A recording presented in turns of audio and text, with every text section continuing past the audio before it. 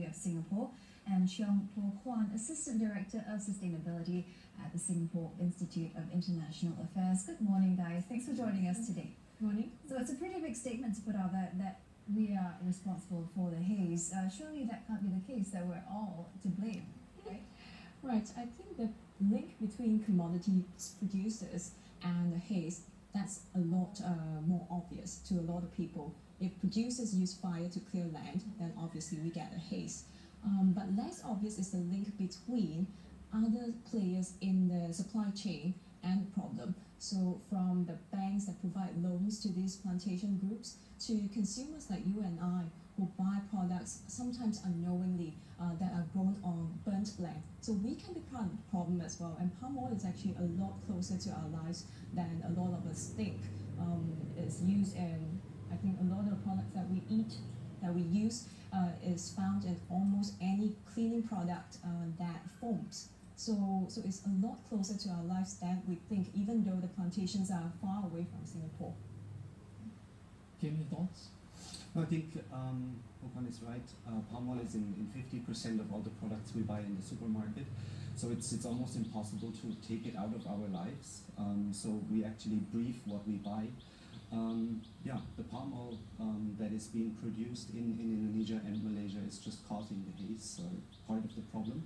And there are real connections to what we buy on a day-to-day basis. Give us an example of some of those products, ice cream. So it can be your ice cream, exactly. It can be your pizza. It can be lipsticks. It's in many cosmetical products. It's in toothpaste as a foaming agent. Pretty much. Right. What is the difficulty then in switching from palm oil to some other alternative? So actually palm oil is not the evil. Palm oil itself is the most effective and efficient crop there is, or oil crop there is. It has the highest yield per hectare. So palm oil is really actually the good solution. What we really need is palm oil to be produced in a sustainable manner, without causing the haze and with the least impact on societies and environment.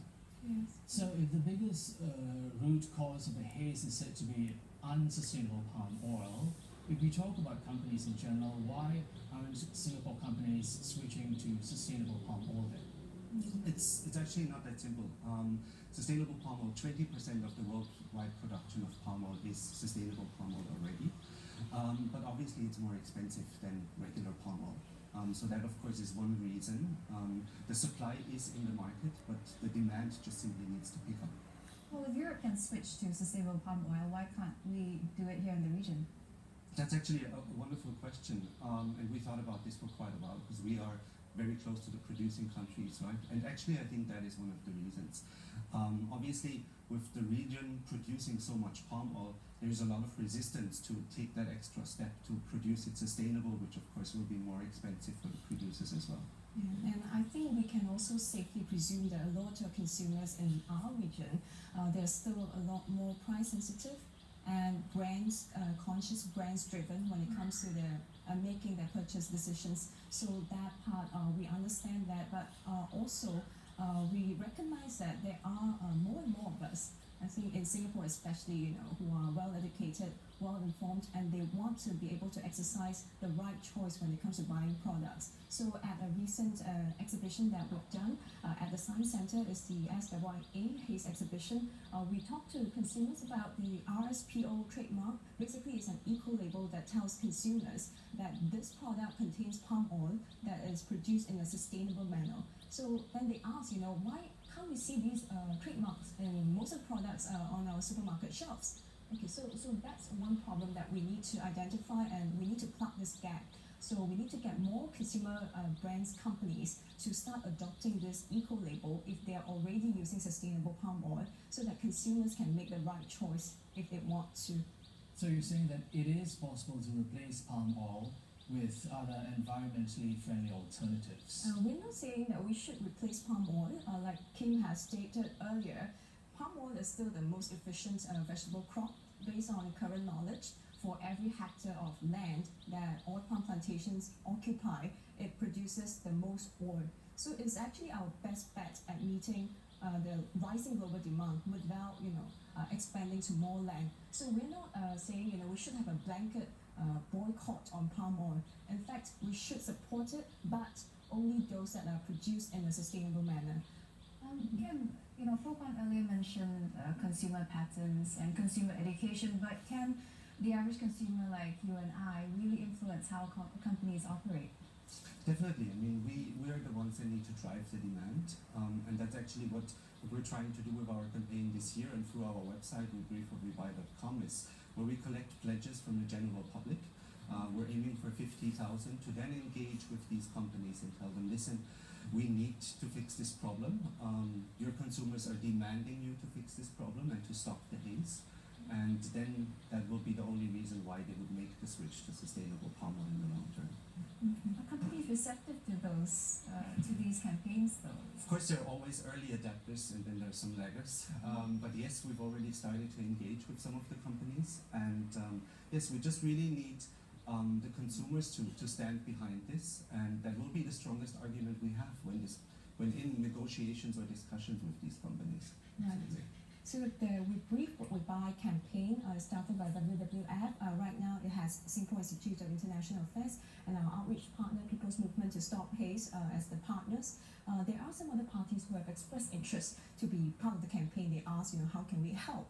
So including some companies. So we're still in talks with them, and we hope the movement will grow and more people, more and more companies will see the connection between the haze problem that is largely blamed on our neighboring producing countries and our consumption patterns here. Sure. So, but what can governments do? In this case, the forest fires is happening in Sumatra and Kalimantan. So we'll say, what more can the Indonesian government do? Is enforcing stiffer penalties the only answer? Right. I think that's an important part of the solution, enforcement.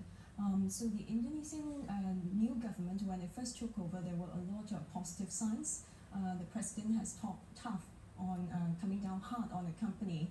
And also there's the new Minister of Environment and Forestry. She's now handling the mega department, mega forestry, that merged the two divisions. And she has a new Director General for Law Enforcement within the ministry itself to really pay close attention to environmental violations. So there are a lot of positive signs, but enforcement on the ground is an issue and is something that all of us know. So we hope this part can be strengthened in the coming years. This is the new government, I guess their first year in charge. So let's give them a little bit more time to really get their vision translated to realities on the ground. When you talk about enforcement, I mean, there are penalties. You can stop the farmers from their slash and burn practices, or some people even talk about paying farmers to stop doing this. What are the more constructive solutions other than a slap on the wrist? Well, I think there's no one silver bullet to the solution. You need different parties to come in together. So for the part of the Indonesian government, enforcement is important, and it's also important to really start looking at the ecosystem and how it's changed and how certain policies should be adapted to make room for more sustainable development. So for a long time, I think in the richer provinces in Indonesia, Riau, Kalimantan, these are places with a lot of peatland, high carbon soil. So when you develop on these land, this type of land, basically you contribute to a lot of carbon emissions once you disturb the ecosystem. And when fire is used on this land, it gets out of control, it spreads out of control. So this is something that the government has recognized, but there's still a lot of lobbying, interest from the corporate sector, because once the government stops issuing permits to develop on this land, then it means that plantations may have to close. Their crops will all mean nothing. It's no longer an asset to them. So there are a lot of competing interests, but it's good that the government has recognized that there's a need to protect some of these ecosystem. And moving forward, if they can include all of these considerations in their spatial planning, I think that will help a lot in eradicating the haze issue. All right, thank you very much for joining us this morning. That's all the time we have, but it was a pleasure having you with us. Thank you very much. That was Kim and Paul Kwan sharing with us about the haze and cruise control tomorrow.